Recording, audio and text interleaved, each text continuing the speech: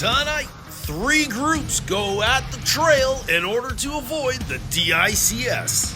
And if you missed last week's intro, Indy, why don't you tell them what the DICS is? You're never gonna let this go, are you? Oh, I'm gonna milk this for all it's worth. First off, ew, phrasing. Second off, why is Shotgun Cowboy here? Well, seeing how last week the DICS had a hard time locking onto Cowboy's car, I figured we'd take a closer look. You don't suppose those have anything to do with it, do you?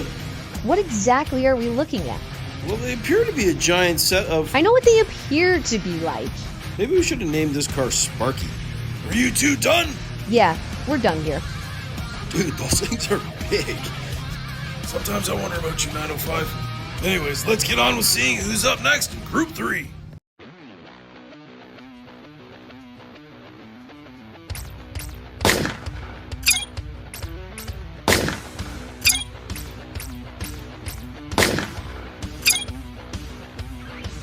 Headlining Group 3, in his Go Mad, called the Madness, it's Numbskull from Numbskull Racing. He'll be rubbing it up against Fred D of Red Fred Racing in the Germinator, an AMG G63. And the threesome is complete with Budo Head from My Wife Allows It Racing. He's driving an El Camino rough truck. Let's go up to the top of the trail for race 1.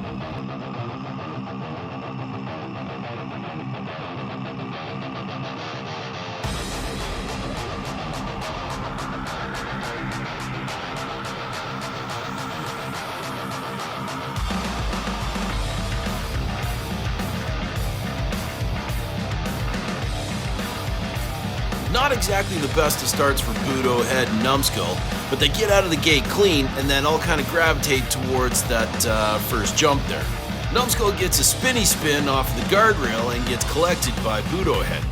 Whereas Fred D, he comes down and actually makes the most of his second effort to get over that jump. A little bobble, but that's not enough to slow his momentum, and he finds an extra gear to get his rig down across the line. As we go to the overhead, you can see Numbskull try to Ken block his Nomad across the jump and just gets collected by Budo. And then Fred D gets his clip caught, and that kind of checks him up. The Germinators collected full points after race 1. Numbskull and Budo Head gotta do something special in race 2.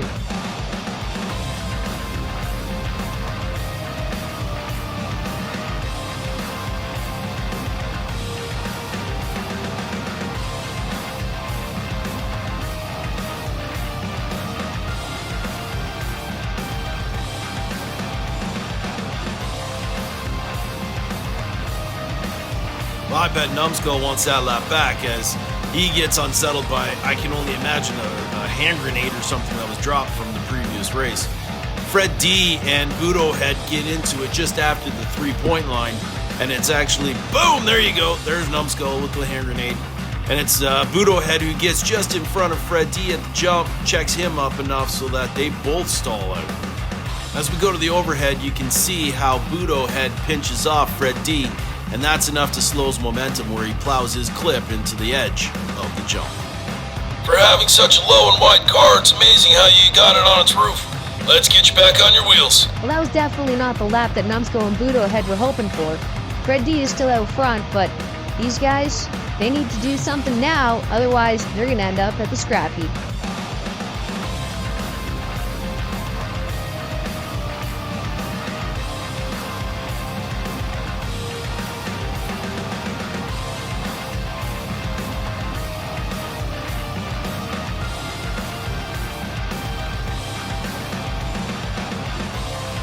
Looks like Numbskull's had some steering issues as all race his car is definitely pulled to the left. He gets across, he gets a launch off the jump and goes right into the tow truck there on the side. I can only imagine what's going through his mind right now as he just absolutely takes out the back end of that truck and boom! Oh, dude. I hope Randy was okay. I don't know if he was inside there or not, but yikes. And as we look at the final scores for lap 3, we're going to total everything up, and we're going to have to go to see who actually got the 3 points extra. Well, looks like everybody got the 3 points extra for the Asterix, and that'll up the scores to 24 and 18. Now, with both 18s, we can't eliminate anybody, so we're going to throw them up on the big board and see where they stack up. Fred D sits comfortably in the top 5, where Numbskull and Budo end up in 6 and 7, respectively. And as a couple of our drivers get in some target practice, let's go back to the selection screen to see who Tina's putting in Group 4.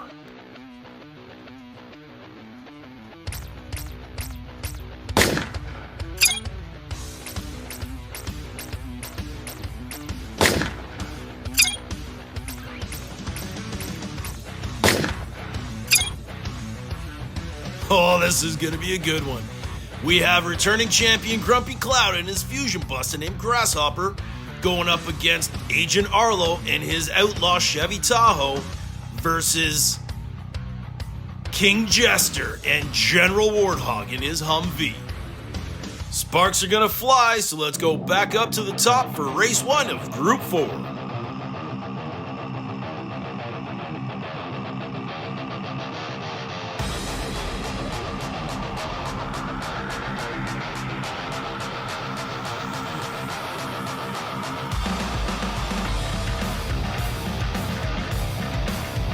And it looks like Agent Arlo's doling out some justice first off.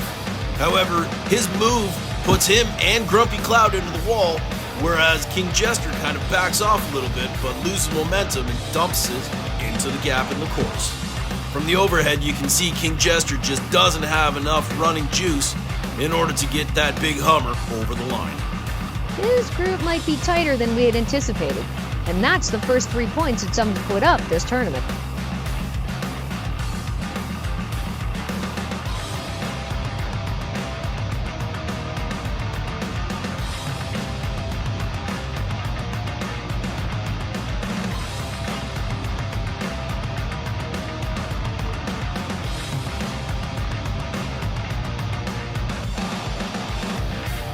King Jester and Grumpy Cloud lock in together at the 3-point line and do not let go of each other all the way down the course.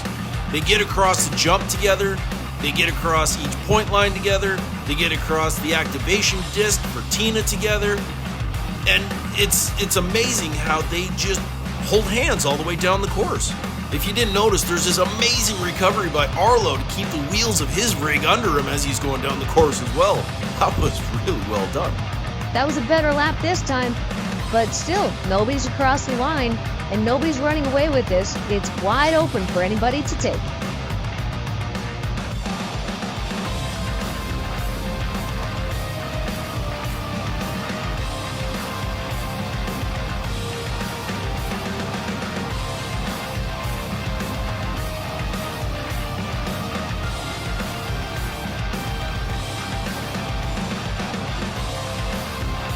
And as Grumpy Cloud and Arlo do get out and fight for position in the top half of the course, it's King Jester with a clutch 11-point run and a clear run down the right-hand side. He narrowly misses the activation disc for Tina, but he will run across the line with a big score. King Jester makes no mistake over the jump, whereas the jostling between Grumpy Cloud and Arlo slowed them down so much they couldn't make the jump. King Jester looked majestic with that 11-point run. The big scores are up, and King Jester takes the group, but the extra points added onto it, they give us another tie. So for the second group in a row, we can't eliminate somebody, but what we'll do is we'll see how these scores plug into the big board. Shotgun Cowboy is still our leader with 35 points, but King Jester is sitting in third place behind Variat with 25. Agent Arlo and Grumpy Cloud sit 6 and 7 respectively with their 20-point runs. And as we hope to someday bring you the next version of the Frozen 4 banger, let's see who Tina's chosen for the next group.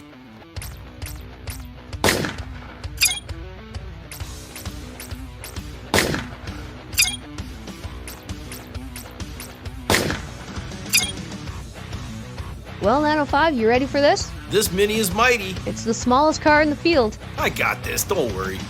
First up is yours truly in the Crazy Canuck Mini Cooper. I'll be going up against Dutch from Dutch Clutch and his Snow Mercy Snowplowed. And we're both going against Raging Ricky from Raging Racing, his Skullbasher Excessive. Think he'll be alright? Are you kidding me? He's gonna get creamed.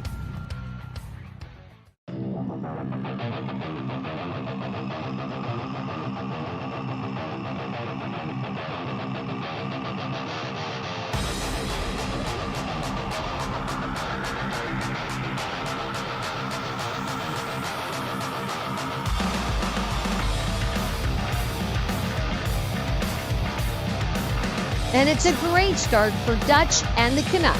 They both come down out of the gate, side by side, and they pinch off Raging Ricky at the jump, which puts him up and over and done.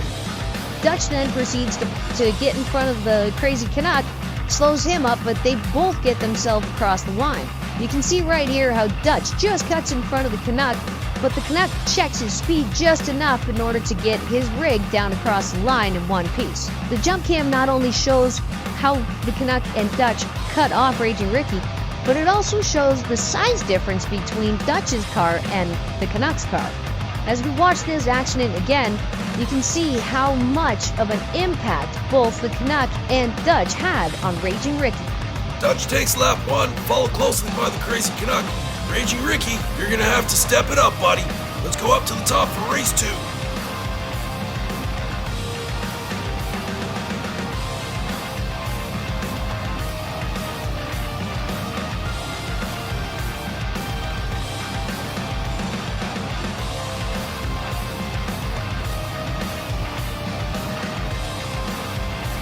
Raging Ricky gets his rage on as him and Dutch battle it down course and force the Crazy Canuck to dump it after the jump. Meanwhile, Raging Ricky then takes Dutch into the wall using that articulated front end of his.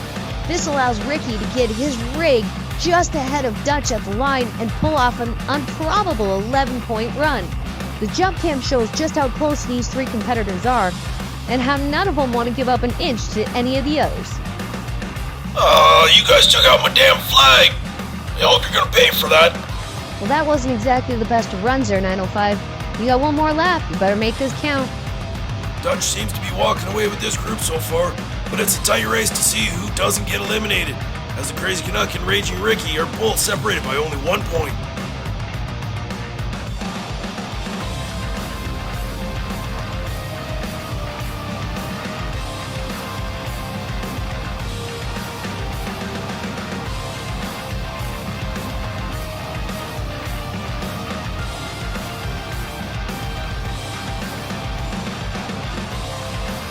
Oh, the Crazy Canuck is not going to be happy with himself on that one. The Canuck gets a bit of a swerve on, and then I think he hits landmine just after the jump, because his rear end comes way up in the air. But it is Raging Ricky who finds another way to get across the line for a big score of 11 points. Dutch, on the other hand, throws his hopes all away as he seems to land that jump all wrong. But it's Ricky who's going to drive away with his second lap win. And as lap 3 totals hit the big board, it's Raging Ricky with a big 27-point run. Now we're going to add the next point in. Dutch gets 3, Raging Ricky doesn't, and Crazy Canuck, you have been eliminated, my friend. Unfortunately, since you're a race host, I don't know if we can actually do that. Oh, we can definitely do that. That will happen, yes. Unfortunately, we need the Crazy Canuck up here in the booth, so his racing session is done. Oh, man, you guys can't make me watch this. It's for your own good, bud. Seriously, guys, I can't look. You've been watching the Chowhound Gaslands Open, brought to you by 905. Actually, next time, maybe 905 will think twice about bringing a toothpick to a caber toss. We hope you like what we're doing here, so share and subscribe if you do. And if you want to get into diecast racing, head on over to Redline Derby. It's got all your information you ever thought you'd ever need. Once again, thank you for watching. We'll see you again next time.